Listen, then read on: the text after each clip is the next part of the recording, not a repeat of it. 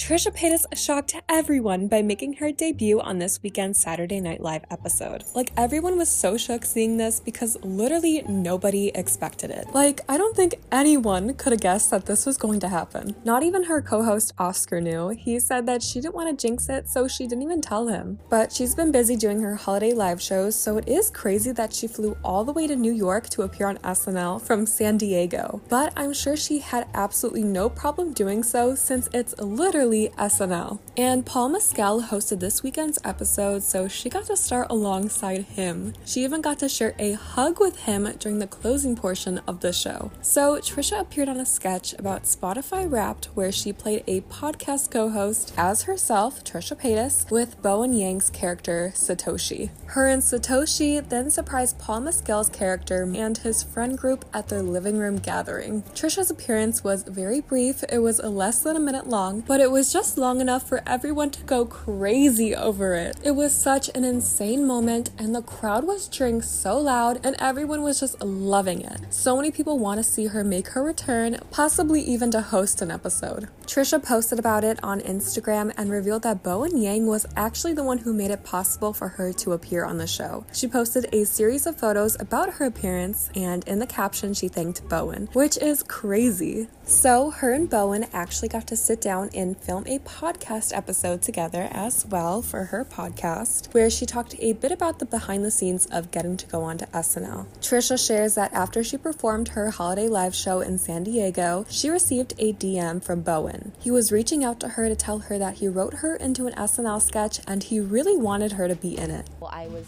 we did the San Diego show.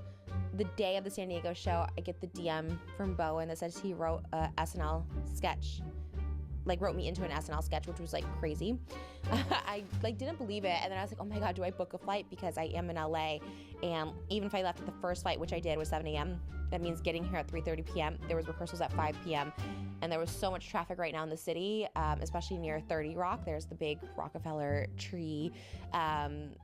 It's closed off, streets are closed off. I TikTok some of it. I'm running through the streets. It's chaos. It's chaos in the city. Bowen says that they got Trisha on because while they were writing the skit, they realized it had a podcast vibe to it and immediately thought of Just Trish. He goes on to say that he watches her podcast and knows that she's been wanting to get onto SNL, so they thought it was the perfect idea to have her make an appearance. I think people were just gagged that you were there.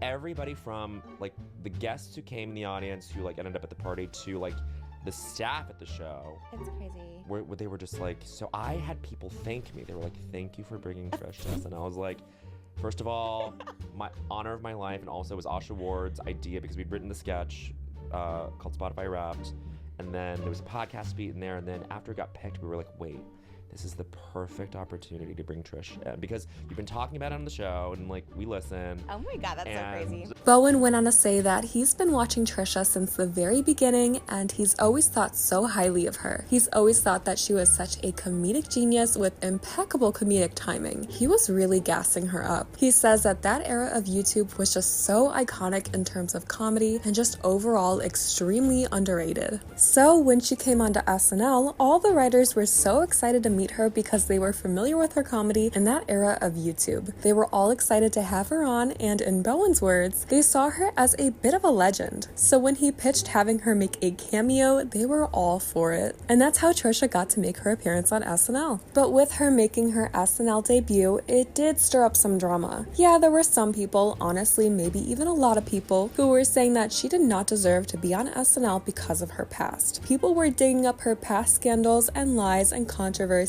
and they were low-key doing numbers on social media. So Trisha and SNL did receive some backlash for that. So as much as most people would love for her to make another appearance on the show and maybe even be a host or a musical guest for an episode, I don't know how plausible it is. Her brief cameo did rile some people up. But that's not the only drama her cameo stirred up. Her appearance has led to some drama with Ethan Klein as well. So most of us know that this has been one of Trisha's biggest dreams for so long, and she has been so vocal about how much she would love to be on SNL. It's one of her biggest dreams, as she's mentioned it so many times. So there have been some old frenemies clips resurfacing where Trisha tells Ethan that it's her biggest dream to be on SNL and that she will be on SNL. Ethan seemed pretty supportive of her dreams. He did see it being a possibility. The only thing he really doubted was that frenemies would be her stepping stone to SNL, which is what Trisha predicted would happen.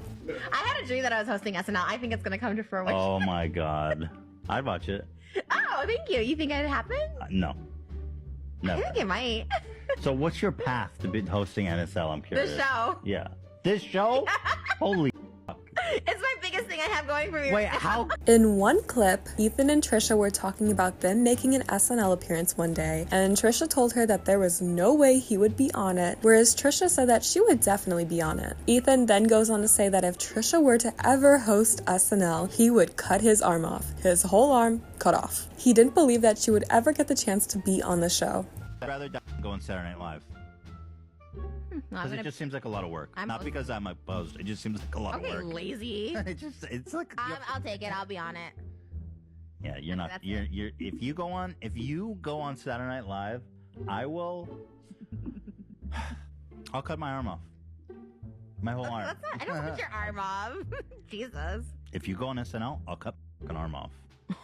God, Jesus, so dark. So now Ethan has a promise to upkeep. Just kidding, but he did post an H3 podcast episode titled, "Trisha was on SNL, so I'm cutting off my arm." So people have been reposting clips of him reacting to Trisha on SNL, and it's not looking too good for him. They don't paint him in the best light. From the clips going around, he seems a bit bitter. In these clips, it seems like he's downplaying her success by saying that she wasn't a host, and it was only a short cameo that lasted less than a minute. So it sounds like he's making it seem like because she didn't actually host an episode, her being on SNL doesn't actually count, which is something most people would disagree with. I would say, just to defend myself a little bit, I know it wasn't very specific, but I think the implication, obviously, and again, not to take anything from her, and you can have my arm, is that she would be a guest host, not do like a 10-second cameo. Semantics. No, that is not Always changing the semantic. Doing a goalposts. guest host versus doing She like a... said she would be on it. Is it really that big of an achievement just to show up for 10 Yes. seconds? It is. yes. Listen, she did a great job on her line. And I'll say, I wish I could show it. The crowd went crazy for her. So, yeah, she did good. She crushed it. She crushed it. She delivered those lines with grace and humor. And what a talent. I mean, Trisha's done a lot of cameos, though. It's not just SNL. She's been on all kinds of... She has like a weird thing for doing like cameos everywhere. But even though these clips don't paint Ethan in the greatest light, he actually was very supportive. If you watch further and with context, you can see that he's joking when he implies that her only making a cameo and not actually hosting doesn't count. He was very supportive of her and expressed how happy he was for her. He says that she nailed her performance. Fully committed, nails every word. So I'm happy for her. And I don't know why people always think that I'm not happy for her one way or the other. Like, other than like when we first broke up, there was like a lot of drama, but like I feel like I've been nothing but supportive of her and wishing her well pretty much like since like 3 months after our breakup. From the old frenemies clips, it's clear that Ethan has had no desire whatsoever to make an appearance on SNL, so it wouldn't really make sense for him to be bitter about her getting the chance to make a cameo. He really does seem happy for her and supportive.